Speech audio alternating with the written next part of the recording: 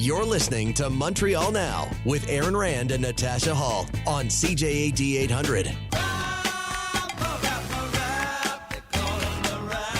That is James MENNIE. He is over at the Montreal Gazette, and he is today, about 10 minutes later than he ordinarily would be, to make room for Montreal Mayor Valerie Plante, who was on with us before. So, Jim, before we launch into the topics, tell me what you thought of what you heard from the mayor. Well, I mean, she said all the right things, of course. Personally, I knew what her position was on the whole McGill fiasco. I'm a little more concerned, and I'm sure we'll be talking about it down the road, and I'm sure she'll come back on and talk about that with us as well.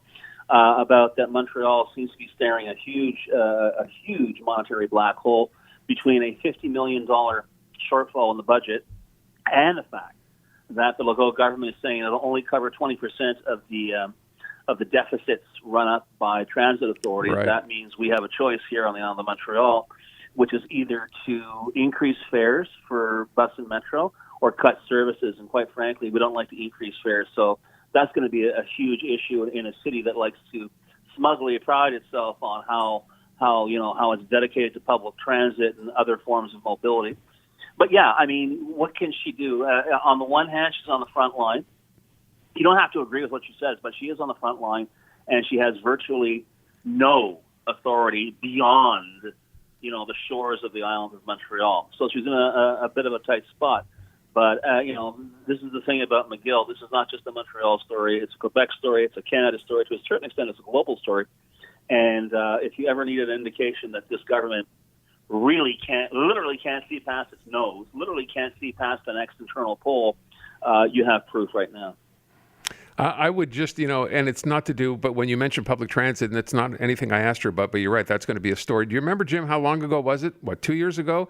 Someone floated the idea of maybe it's time for Montreal to make all public transit free, like some cities. Remember crazy. that? That's crazy talk. This is, in fact, the only deficit the Quebec government's willing to cover is shortfalls in fare revenue. The problem is it costs $1 bazillion an hour, I think, to keep that system running in terms of operating costs, and that's where they're butting heads right now. But this is for real stuff. I mean, this is, it makes the city go. You think traffic's bad now. Wait Sure. if they have to turn around and cut service by, 20, 30, 40% just to make ends meet. You're going to have a lot of problems and a lot of economic spin-offs from that as well. But right now, I've been critical of Valerie Plante in the past, but right now, it's not fun being mayor of Montreal. You know what else is not fun right now, I think? Being Eric Girard. Well, I'll tell you, this, I think, is an important weekend for our listeners because I think this is when we're going to figure out whether the title Minister Responsible for Relations with English-speaking Quebecers actually means something or it means nothing at all. And if by Monday or Tuesday we find out it means nothing at all, I would respectfully submit that Mr.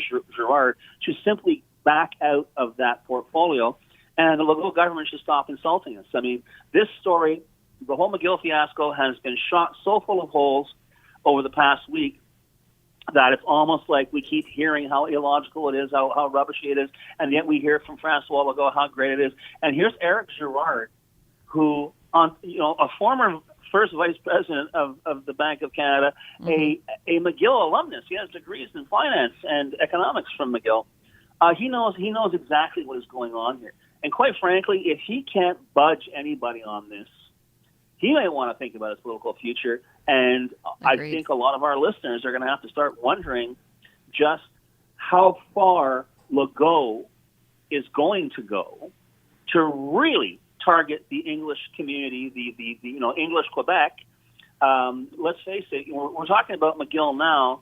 Lest we forget, Bill 40 is designed to blow up English language school boards. And don't forget who torpedoed the Dawson expansion. So this is not coincidence. This is a clearly laid out campaign targeting English language institutions, specifically in education. And God knows, if they knew they could get away with it, they go after health. But they know they're so short-staffed and they have so little in the way of resources, they dare not do that.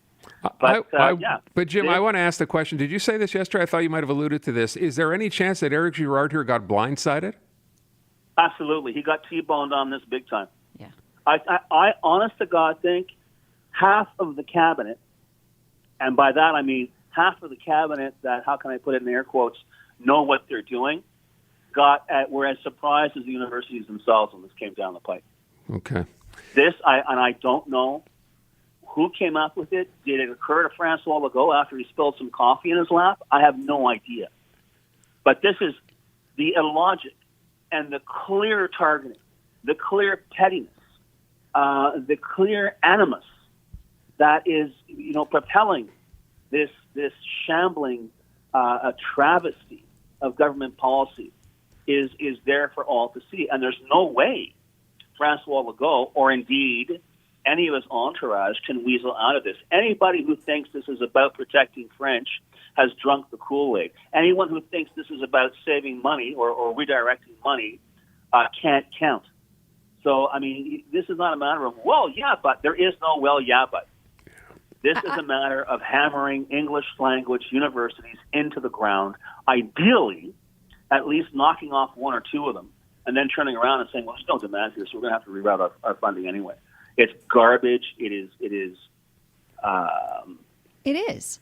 You know what? I was going to say Anglophobia, but I won't, because this is not anger. This is not fear. This is very cold, very calculated, and very cynical. Okay, is it? So here's the thing, though. I would almost feel better about it if I thought this was some part of some big master plan, but I literally think this was just the knee-jerk reaction to the Jean Talon loss, right? I don't think that probably hadn't even occurred to them prior to this. They're like, okay, what can we do? What can we do? And then scramble and okay, well, I don't know. I think they've been looking at this English university funding issue for a long time. I mean, I would guess, right? A lot of so-called separatists, so-called nationalists, actual separatists, it has always stuck in their craw. Yeah, I think this was in their back pocket. They just pulled this out. Their best effort. Yeah. McGill remains a world-class institution, and by God, even my old alma mater, Concordia University, is a fine institution, and I think that gives them blisters every time they think about it.